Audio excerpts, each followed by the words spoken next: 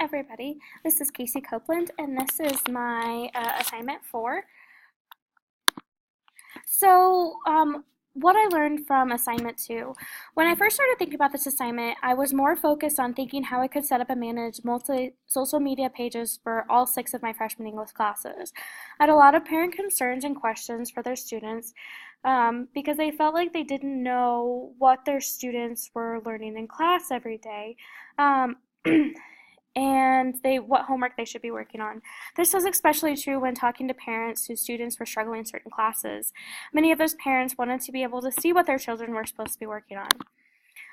As I started looking into researching how to make those pages, however, I thought about how important it was to instead teach students how to collaborate effectively, both electronically and in person. And how that kind of came about was I was thinking, okay, so social media would be a good way for students to collaborate with each other because they didn't know how to collaborate.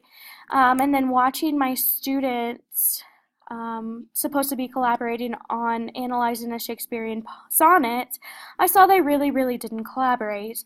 They didn't collaborate with each other. What they did was instead they would look to the people that they knew would work and then look to me to ask questions. So then I was kind of forcing them to collaborate with each other because then I would say, yes, that's correct, or what are you thinking? And group work is a lot different than collaboration. And then I thought about how important it was for them to learn how to collaborate effectively, both in person and electronically, instead of just having a social media page. I mean, yes, that could come in handy later, but I think it's more important that students know how to collaborate with each other. And especially because technology is moving us forward to where they need to know how to collaborate in person. They need to know how to collaborate with each other online. Many teachers focus on what programs they could use to have students collaborate with other students, but they forget that they need to teach students how to effectively collaborate. I learned that this is a step that many teachers forget, and we need to start really thinking about how to teach students to collaborate, because we collaborate all the time, and so I think it's important that we teach students how to do it as well. So some takeaways.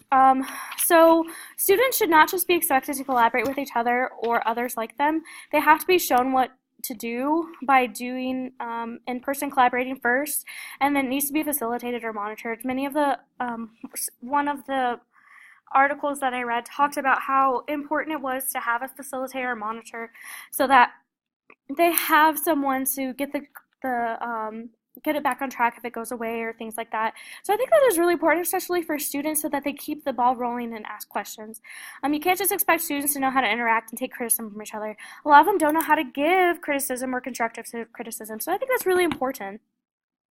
And then when I was looking through the comments and the feedback that my peers had given me, I like the idea of having students come up with a contract they have to sign before they try to collaborate online, and maybe coming up with consequences too.